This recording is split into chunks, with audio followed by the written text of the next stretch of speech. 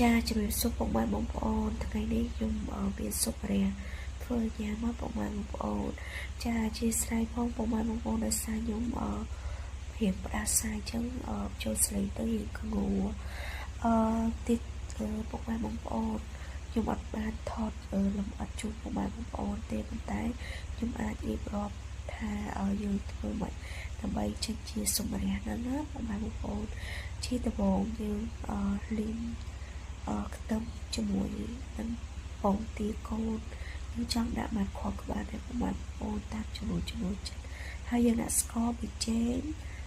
ស៊ុបខ្នុរមកហើយនឹងទឹកប្រេងខ្យងហើយទៅយើងដាំទឹកហើយយើងយកទៅចាក់គ្រឿងនឹងចូលមកវាស់វាហើយ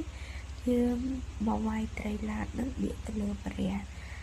ហើយយើងកាត់ជាកង់ហើយយើងស្ងោរយករមាស់យកជាតិទៅហើយស្លឹកម្រះពុកម៉ែបងប្អូនបេះមកលាងទឹកមកយើងអាចដាក់បំពុះហើយយើង